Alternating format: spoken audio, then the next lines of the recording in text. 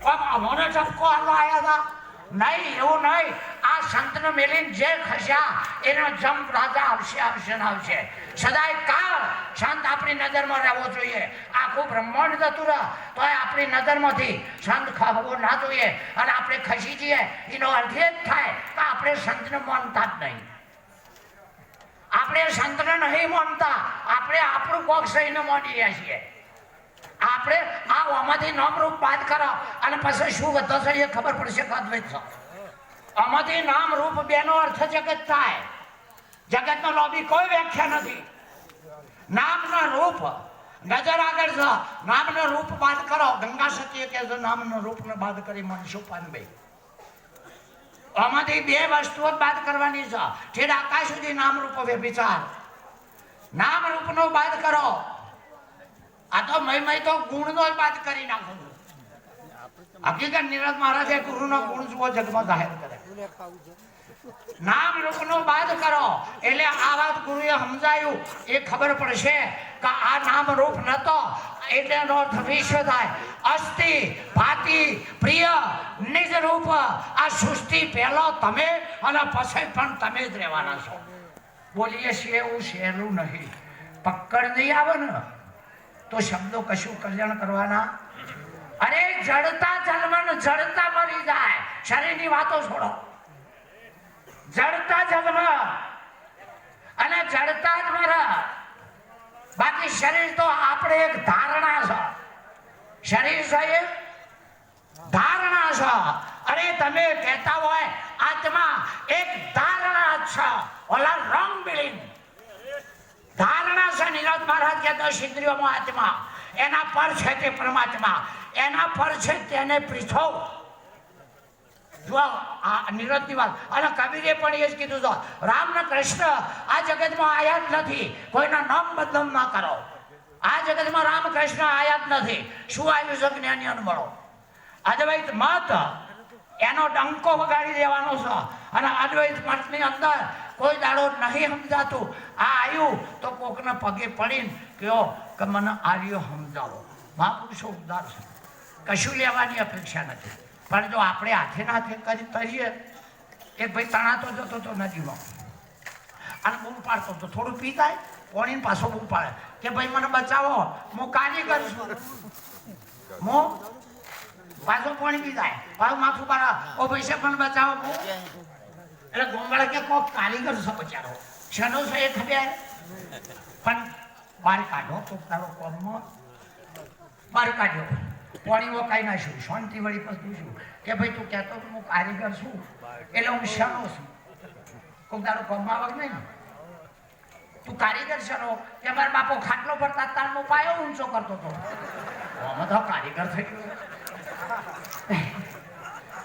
કે મારા બાપો ખાટલો ભરતા હતા તાર હું પાયો ઊંચો કરતો. આ પાયા ઊંચા કરે એટલે તું કારીગર છું. આનો તો મરવા દેવો હતો. આ વને કારીગર વને ગણ્યાનીમાં તમે ગણી દો. આ ગણ્યાનીમાં આ તારી પાયો ઊંચો કરે બે તો ઘરે ને લીધી. એને વેઠીઓ કહેવાય. એને ચાલ જો આત્માનું નવું બહુ કહીએ તો નિરંત તો કહેતા જો જો દેખું નામના તો લાગુ પાય. નિરંત મહારાજ કહે કે નહીં. હવે કે હું નામ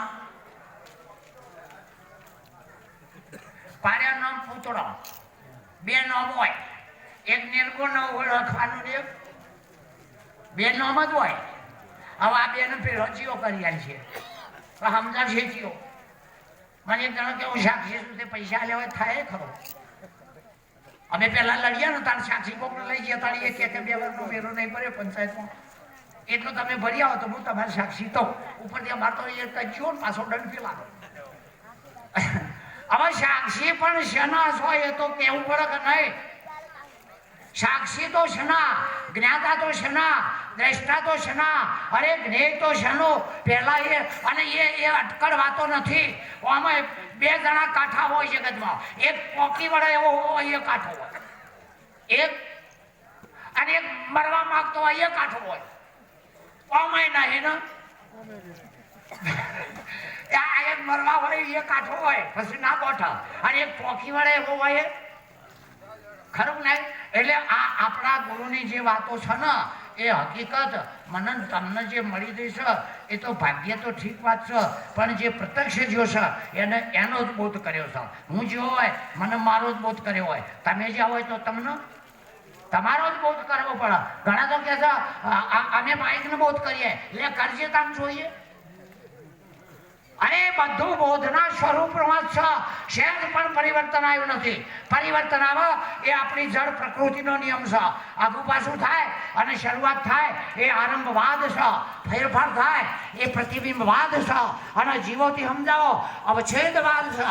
વાદમાં જેને મને ખબર પડે કે હું ખોટો છું છતાંય સાચાનો વિરોધ કરે, હું ખોટો છું છતાંય સાચાનો વિરોધ કરે, એને જલ્પવાદ કહેવાય. ભૂલ માને નહીં અને સાચાને ખોટું પાડવા વધારાના દાખલા લાવવા અને જલ્પવાદ કહેવાય. એટલે શાણો દાસ આખી ભૂમિ આજે કોઈ અનેક પ્રકારની ભૂમિકા બની જાય અને તમે અહોરનેશ અમને યાદ રાખતા રહો. અમે તો તમને નહીં જ ભૂલીએ જોણી, નહીં હોય તો આવી તો જઈશું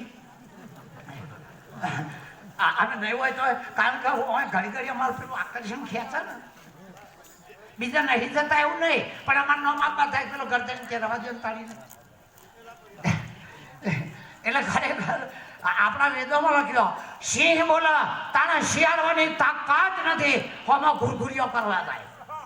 સિંહ બોલે તાણે બકરીના બચ્ચાને લઈ જઈ તરફ ચરવા અને હોમો સિંહ આવ્યો. બકરી કેમ મર્યા, બચ્ચું કે મમ્મી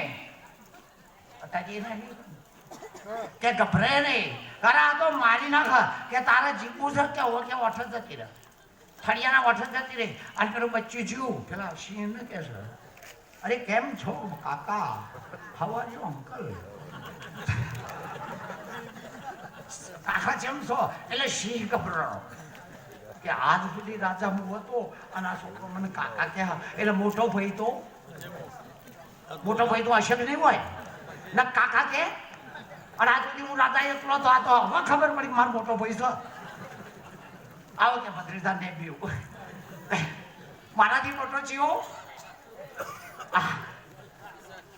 એટલે કે મારાથી મોટો ચિયો છે કે તાર તો આ ભત્રીજો મને કાકો કે બેટા કોણ કોણ છો? કે મારી મમ્મી ને બે. એટલે કે તાર મમ્મી ને કે હું તાર દિયોર થઉં.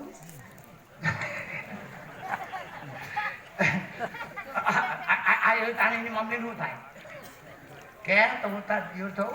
અને એમ કે અઠવાડિયું આ જંગલમાં ગમે તેમ સરો, નાગર વેલો હોય ગમે તે હોય, બિયા તો નહીં હો, રાજ આપણું છે. પેલું બચ્ચું પાછું આવ્યું. બકરી કે ચેવરી પાછું આવ્યું કે મજા ગમે એમ સરો કે ચમ કે આપણે સિંહનો ભાઈબંધી થઈ અને હું એનો ભત્રીજો થયો. પણ બેટા કે સિંહ આપણને ઝપવા દે કે 100 દાડા નહીં ઝપવા દે? 100 દાડામાં આપણને કશું કરશે? હાથમાં દાડો થયો તો ધણી આપણે બે જો કે જેમ કે હમણાં ચૂંટણીમાં ભર્યા છે,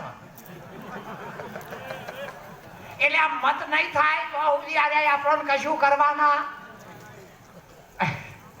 આ સિંહ હમણાં ચૂંટણીમાં ભર્યા છે એટલે આપણે મત નહીં આવીએ તો કોઈ નહીં કરે. અને આલશું તો પણ ચૂંટણી જઈ નહીં કે મમ્મી આપણે બે રહ્યા નહીં. એટલે ખરેખર ઇલેક્શન હું ના નવીનો વિરોધી